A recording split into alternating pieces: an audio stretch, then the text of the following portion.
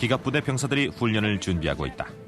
비록 전쟁은 아니지만 실전을 방불케 하는 훈련에서 이들은 세계 최고의 성능과 파괴력을 자랑하는 전차 M1A2 에이브람스에 탑승한다. It's called the Queen of Battle because if you're an armored person who grew up in the armored branch, you perceive it to be the thing that wins wars. 뛰어난 방어 능력을 자랑하는 이 최첨단 전투기계는 어떠한 지형에서도 민첩한 움직임을 보인다. It provides tremendous protection to the soldier, has great lethality. It strikes fear in the heart of the enemy. 1980년대 에이브람스가 세상에 나오기 전 이 전차는 많은 기술적, 정치적 난관을 넘어야 했다. 에이브람스의 성공에는 거의 1세기에 이르는 기갑전쟁의 역사도 일조를 했다.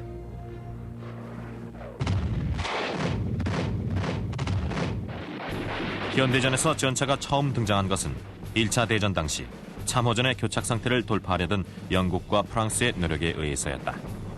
If you go back to World War I, where they were bogged down in the trenches, it was finally the invention of the tank and the introduction there that permitted them to break through and open up the battlefield. The early tanks, developed by the British and the French, were an attempt to move across terrain that had been churned up by artillery fire. They had caterpillar tracks, and that enabled them to cross terrain that was too difficult for vehicles using rubber tires. 하지만 초기 전차는 적의 집중 포화를 받기가 쉬웠고 기계적 고장을 일으키는 경우도 적지 않았다. And so there were only limited successes on the part of the Allied tank attacks. Although there was enough to encourage the United States to develop its own tank forces. 미국은 1차 대전 후 기갑전을 위해 병사들을 훈련시켰지만 이 분야에 많은 경비를 투입하기 꺼려했던 군은 전차가 아니라 말의 장비를 탑재하게 된다. And they were not interested in these big clanking, smelly things that the armor people wanted to push on them. People like Eisenhower and Patton got out of armor into other parts of the Army because there was no chance for advancement and it was underfunded. 1930년대 어윈 롬멜 장군이 이끄는 독일군은 강력한 기갑부대를 육성한다. 롬멜의 전차 사단은 2차 대전 초반 연합군을 거의 전멸 상태로 몰아넣는다.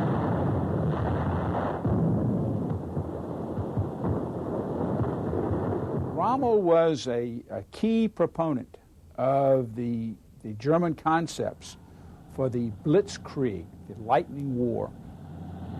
His concept of lightning-fast attacks followed up rapidly with follow-on forces in World War II, enabled them during the spring offensive in May and June 1940 to overwhelm both the British and the French forces that were arrayed against them. Under this vast roof, dozens of tanks are going together at one time, rolling from stage to stage. 미국이 전쟁에 참가한 1941년 미드웨스트의 자동차 공장은 신속하게 생산 라인을 개조해 미국 최초의 셔먼 탱크를 제조하게 됐다.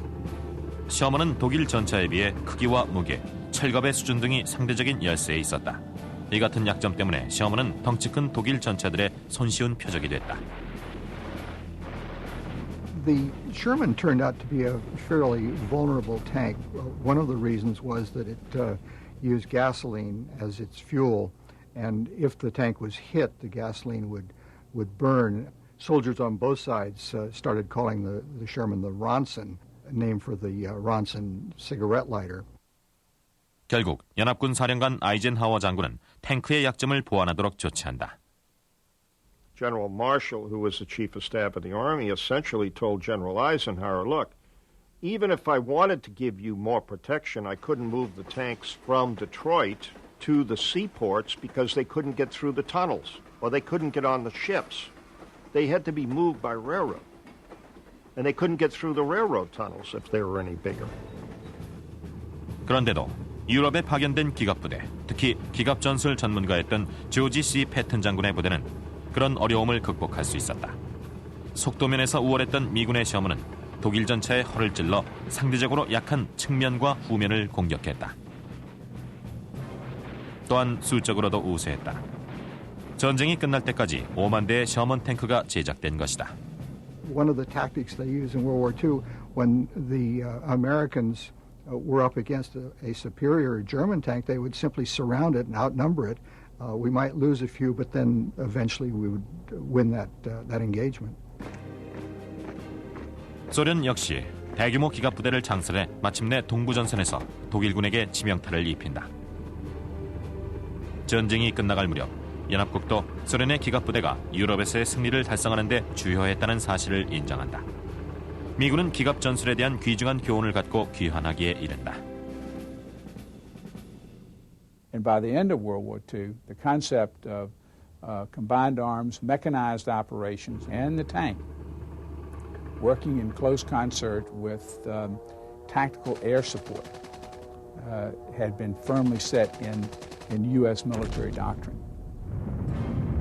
하지만 종전 후 미국의 전차 개발은 그렇게 순조롭지만은 않았다. 불안한 소련과의 냉전에 정책의 초점이 맞춰지고 군 예산의 대부분은 전차가 아닌 미사일과 폭격기, 원자력 잠수함 등에 전용된 것이다. So there was a long period after the war when the Army struggled along with what really, compared to what they might face on the battlefield, was an inferior tank. They took the basic Sherman tank from World War II and adapted it and adapted it and adapted it, but never really built a new tank. 셔먼 탱크의 개조는 M60 전차의 등장으로 이어진다. 하지만 펜타곤의 전략가들은 만약 유럽에서 지상전이 벌어질 경우 소련의 거대한 기갑부대가 미국과 나토 연합군을 압도할지도 모른다는 우려를 갖게 된다. In the Cold War, our greatest concern was of a massive conventional attack by the Warsaw Pact against Western Europe. And as the Soviet Union upgraded its own tanks, we wanted to be in a position to have a superior weapon. But certainly vis-a-vis the Soviet tanks, the M60 was no great shakes. 결국 1963년 로버트 맥나마라 국방장관은 미국이 독일과 제휴해 나토 국가들을 위해 우수한 전차를 개발해야 한다는 결론을 내리게 된다. I was delighted with the results. An agreement to enter into joint research and development projects, the first of which will be the development of a new main battle tank to be jointly financed by our two countries. MBT-70은 완성될 해를 기념해 지은 이름이었으나 이 프로그램은 곧 난관에 봉착하게 된다. As the program matured, more and more the differences in national priorities entered into the picture. It started to come apart on all sorts of different ways. For example, the United States used inches, the Germans used the metric system, so they finally decided that the parts that the Germans made would be metric, the parts that the Americans made would be in inches, and then a great compromise where they came together, they would be metric. The Germans won that round.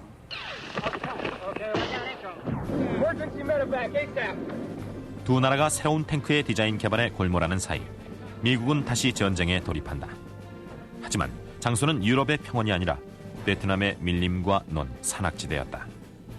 이곳에서 탱크는 무용지물에 가까웠다. I commanded a cavalry troop, armored cavalry troop, and in that troop I had 9 M48A3 tanks. They could go just about any place, drive through the jungle, knock the trees down. It slowed you down, of course, but we could go just about any place. Once in a while we would get stuck in rice paddies or mud holes. There were some times during the year in the monsoon that you had to be careful what you did. 당시 미군 사령관이었던 윌리엄 웨스트모어랜드 장군은 베트남전과 같은 게릴라전에서는 탱크가 중요한 역할을 담당할 것으로 보지 않았다. 이에 따라 가장 강력한 무기로 떠오르는 것이 헬리콥터였다. Also people who looked at the lessons of Vietnam, looked at the the air mobile ability of the Army, and said that the tank is a dinosaur. We won't ever use it on the battlefield again. 그러나 탱크가 죽었다는 일부의 평가는 시기가 이른 판단이었다.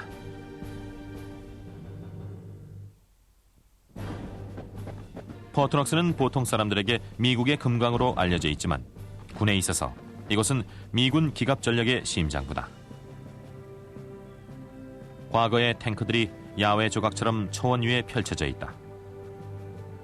그 유물 중 하나가 바로 MBT-70인데 이 모델은 독일과의 협력으로 소련의 전차를 압도하고자 했던 미국의 야심찬 노력을 단적으로 보여주는 좋은 예다. The main battle tank, which is the product of international cooperation, is a German-made automatic transmission that incorporates both converter and lock-up gear ranges. The bureaucracy of two nations working together was in itself a formidable task. The cost of the program kept rising, and finally Congress said, no, we don't want any more of this, stop it. 새로운 탱크 한 대에 $1,200만 거금이 투입되자 의회는 제작 프로그램을 중단하기에 이른다. 비록 제작에 착수되진 못했지만 MBT-70은 놀라운 능력을 갖춘 전차였다. Some of the characteristics of the MBT-70 that were clearly superior. It was able to move rapidly at speeds in excess of 35 miles an hour. The MBT-70 was made so that it could rise up, shoot, and pop back down again without moving the tank at all, except for that built-in ability to elevate itself. But of course, this all costs money, and that's one of the reasons that it went down the tubes. MBT-70의 실패에도 불구하고 미군은 새로운 전차의 개발을 포기하지 않았다. 1973년 미군은 제너럴 모터스와 크라이슬러사의 경쟁을 통해 가장 경제적인 신형 전차를 제작할 계획을 세운다. Build us a tank that can be produced at $508,000. It had to be better overall than the preceding M60 tank. The Army wanted to upgrade the M60 tank. It wanted to make that tank more lethal and more survivable. And this was given a very great push by the Middle Eastern War of 1973.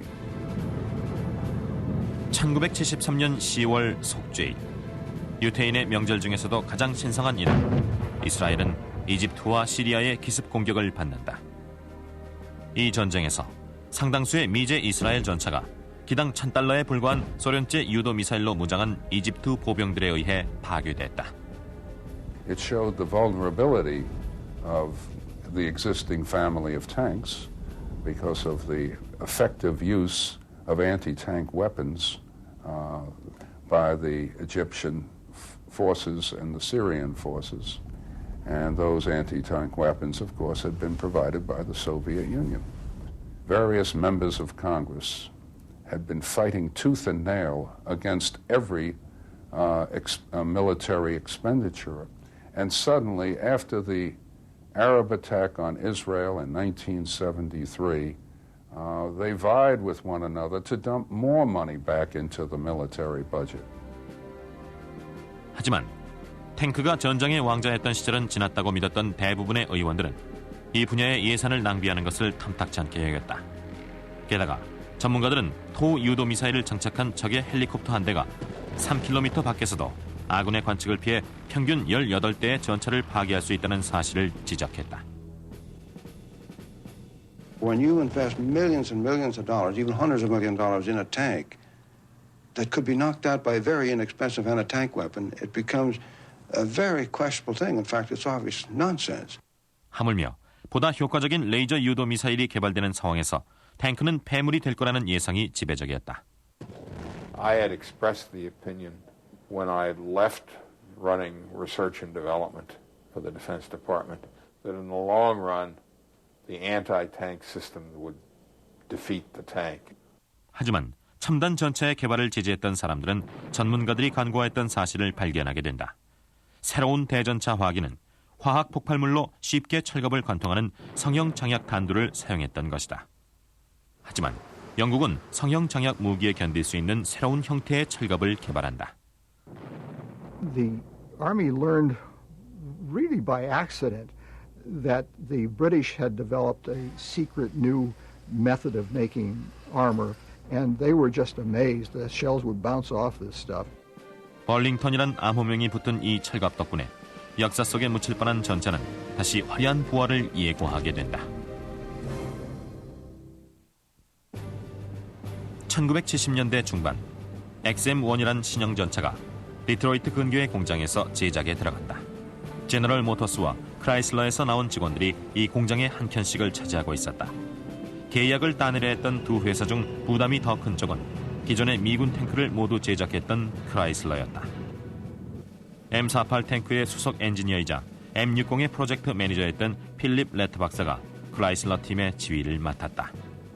In the early days of the program, our task force felt very keenly the need to win the tough competition we faced, and I reminded them at the outset that this was not a life and death matter. It was worse than that. 두 회사는 MBT-70과 1973년의 중동전쟁에서 얻은 교훈을 통해 각각의 모델을 제작했다. 덧붙여 육군 참모총장 크레이튼 에이브람스 장군은 승무원의 안전을 신형 전차의 최우선 가치로 여겼다.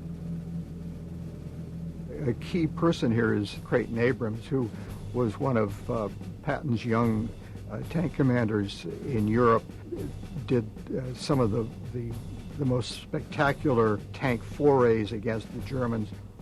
It was he who made the decision and went for what many considered a too heavy tank because it incorporated enough armor to protect the crew. I think in this country there is a tradition of placing high value on human life that's probably as high for any country in the world. Then it makes practical sense too. Beyond that, if your crew survives, they are able to fight another day. 영국에 의해 개발되고 미국이 발전시킨 특수 장갑 덕분에 승무원의 생존율이 높아진다. 오늘날에도 기밀에 속하는 이 다중 철갑 공법으로 인해 전차의 하중이 늘어난 것은 당연한 결과였다. Special armor requires more volume. Several areas of the tank measured in feet and not in inches. 엔지니어들은 1500마력 엔진의 개발을 서둘렀고 탱크의 하중은 무려 약 60톤에 육박하게 된다. Probably the most contentious and difficult question was what kind of an engine should it have? The Army for many years and the Germans had good diesel engines. They had a lot of experience with diesel engines. They liked the diesel engine. 이렇게 제너럴 모터스는 고성능 디젤 엔진을 선택하지만 크라이슬러는 전에 없던 새로운 도전에 착수한다. 헬리콥터와 제트기에 사용되는 것과 유사한 터빈 엔진을 장착한 것이다. We chose the turbine primarily because of its reliability. There was another advantage to the turbine, and that was its light weight. It was about 2,000 pounds lighter than the diesel that we were comparing it to at the time. And this meant that within our weight budget, we could put more of the weight into armor. 조용한 터빈 엔진은 적의 탐지를 피할 수 있었고 순간 가속력도 뛰어났다. It can go from a standing start to quite fast in a very short time. It can go 60 miles an hour. It can jump over obstacles with this turbine engine, but also it will use up an awful lot of fuel. There was great question, even within the Army, whether we should move to this new kind of powertrain as opposed to the tried and true diesel engine. It was risky. We were not at all sure that this would succeed or be blessed by the Army because no other tank in the world had a turbine engine. 1970년대 재정적인 곤란을 겪고 있던 크라이슬러로서는 반드시 계약을 따내야만 할 절박한 상황에 처해 있었다. They went to a kind of a shootout where they demonstrated the tanks, and it seemed that General Motors had won. They were ready to pull out the champagne, but then there were some doubts. Is that really the tank we want? So in a very controversial decision, the Army went back and said, well, we're going to have a little bit more competition. 레터 박사가 이끄는 크라이슬러 팀은 제너럴 모터스보다 낮은 가격을 제시할 수 있는 방법을 모색했다. Chrysler went to their suppliers and said, let's get these costs down, and they came back, and at that time the decision was, well, Chrysler wins. 이 신형 탱크는 기존의 전차와는 전혀 다른 모습을 보여준다.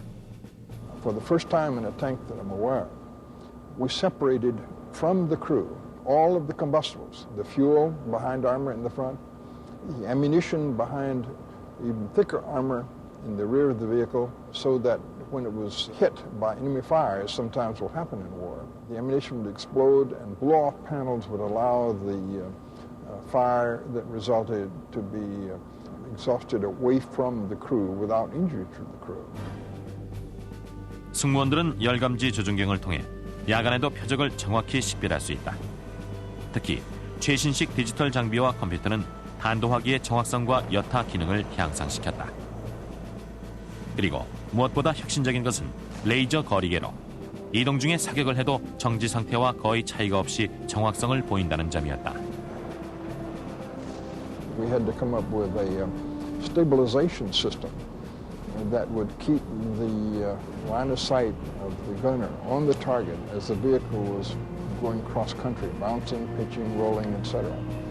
And it's much easier to stabilize with gyros the lightweight mechanism of crosshairs in the sight than the gun itself.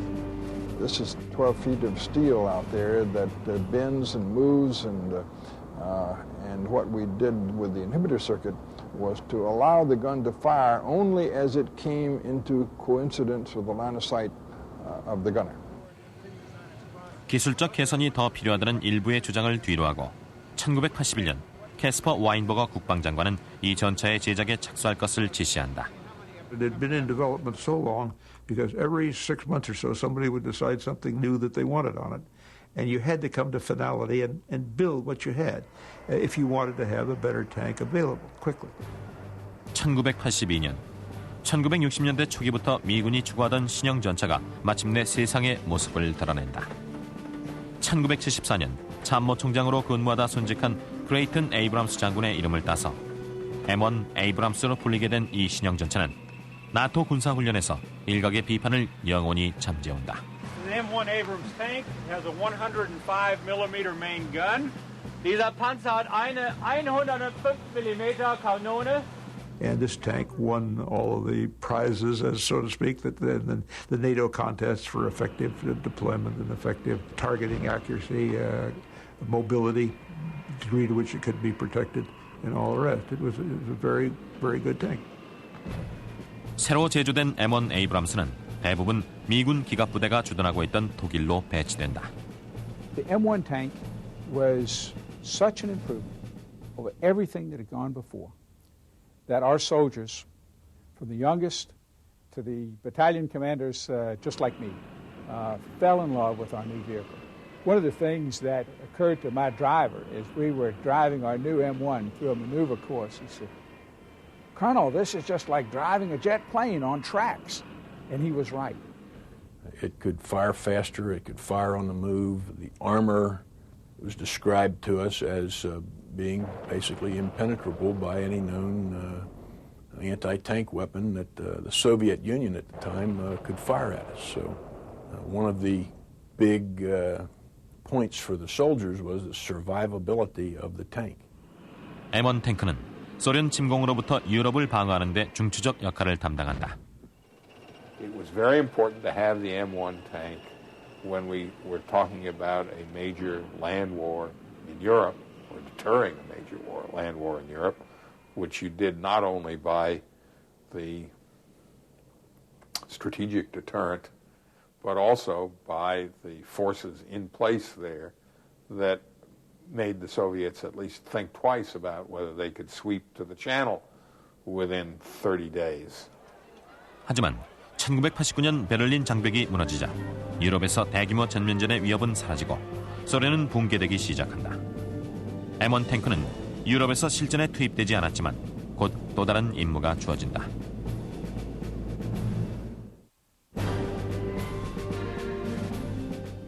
에이브람스 전차는 유럽에서 발발할 전쟁을 위해 제작됐지만 실제로 첫 번째 활약을 보인 것은 1991년 걸프전이 발발한 이라크의 황량한 사막이었다.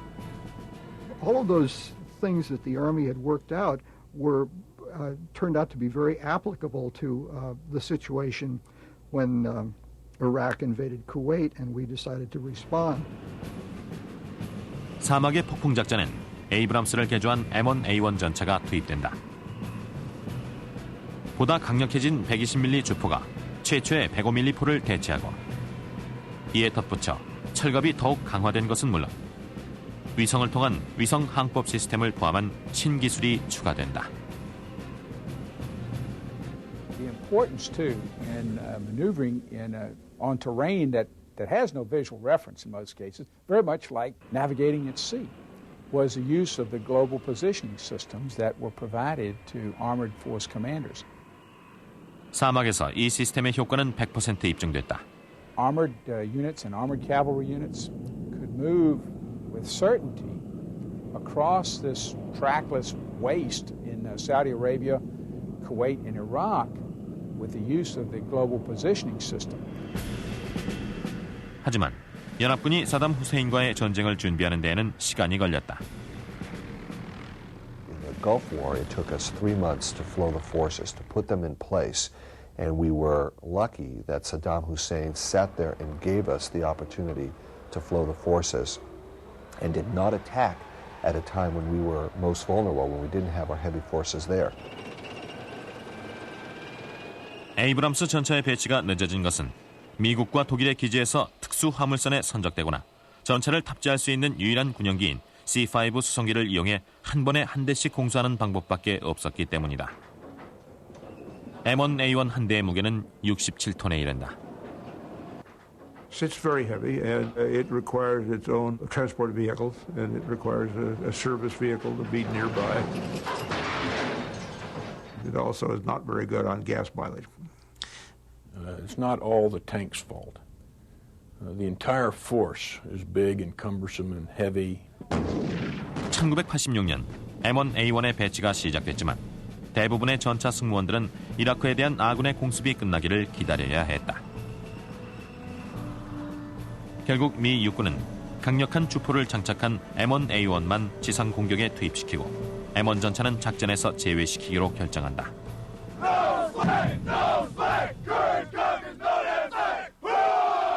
The Army's out here, and there's no problem with us. We're pretty squared away. We have enough water. We have enough fuel. We can survive out here. We can live out here, and we can fight out here. 기갑부대 병사들은 훈련지인 독일과는 전혀 다른 지형에서 싸우는 법을 배워야 했다. We were used to close-in corridors, restricted areas that would be a European fight.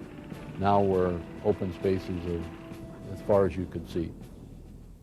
The maneuver exercises and training preparation allowed us to adjust rapidly. 1991년 2월 지상전이 시작되자 최첨단 무기 M1A1의 효력이 입증되기에 이른다. The vehicles out in that desert environment, once you were adapted to it, it was the best ride in town. It was 70 tons going across open desert where no one had been in before. You didn't see a camel, you didn't see a goat, you didn't see a footprint. First tank into Iraq! 전차는 모래 폭풍이나 화염에 휩싸인 쿠웨이트 유정이 내뿜는 검은 연기 속에서도 민첩한 움직임을 보였다.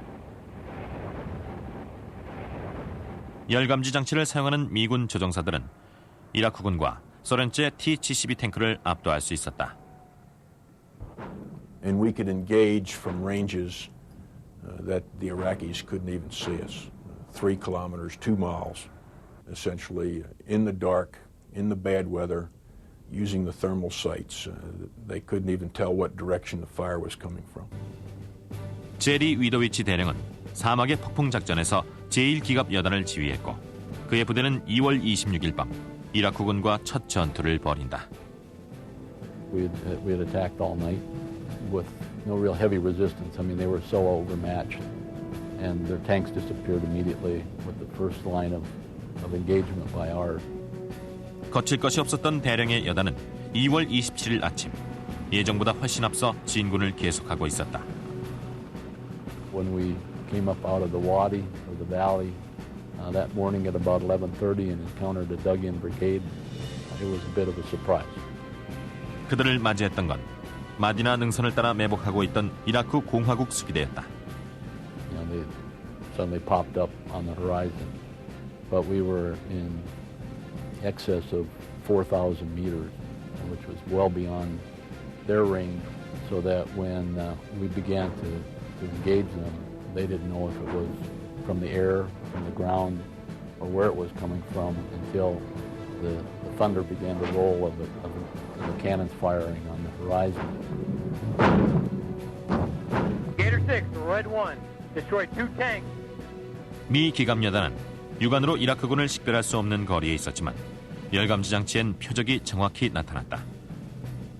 탄도미사일 컴퓨터가 유도하는 포격에는 오차가 없었다. They would stay and die, or they would run and die, or they would run away from their vehicles. And some chose to do a little bit of each. And that fight lasted about 45 minutes, one brigade against another brigade. And at the end of the day, the score was 116-0 in our favor. All the vehicles were destroyed, which was our principal target. 이라크군의 몰락은 군 당국과 첩보기관마저 놀라게 할 만큼 너무나 손쉬운 승리였다. The expectations before the war in the desert were casualties as high as 10,000. Why did we think that? Well, they had T-72 tanks. They had been in a war with Iran for 8 years. What we didn't realize is the technological advantage we had over the T-72s that they were equipped with. No. Okay. All right. The Russian design and built tanks used by Iraq had one fundamental, I'll call it catastrophic flaw. And whenever the tank was punctured or pierced by an enemy projectile, the ammunition was ignited, it blew up, and when that happened, almost all of the turrets of those tanks were blown off, and of course the people were instantly killed and destroyed. 이라크는 3,000대가 넘는 전차를 잃었지만 걸프전에 투입된 미국의 M1A1은 1,800대 중 18대만이 피해를 입었다. Any Abrams which were destroyed on the battlefield in the Gulf, in the Desert Storm battles, were destroyed by other U.S. tanks. It was essentially friendly fire, fratricide. We had tanks that were hit. No American tanker lost his life in Desert Storm as a result of enemy activity. 하지만 사막의 폭풍작전에서 거둔 M1A1의 승리는 오래가지 못했다. M1A1 같은 탱크가 현대전에는 적합하지 않다는 새로운 예상이 나왔기 때문이다.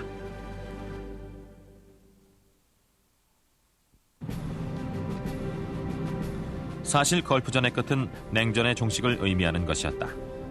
소련을 비롯한 바르샤바 조약기구의 몰락과 함께 미국의 군 예산은 축소 일로에 들어선다. President Bush laid out a plan for reducing the armed forces by about 40%. And in that environment, there were a lot of people who were asking, what is the role of the Army in a post-Cold War world? 군은 차세대 에이브람스 M1A2의 개발을 시도하지만 의회는 이 프로그램을 후원하는 데 소극적이었다. We're proud to serve. We need your support for a budget which is drastically changed from the budgets of the past.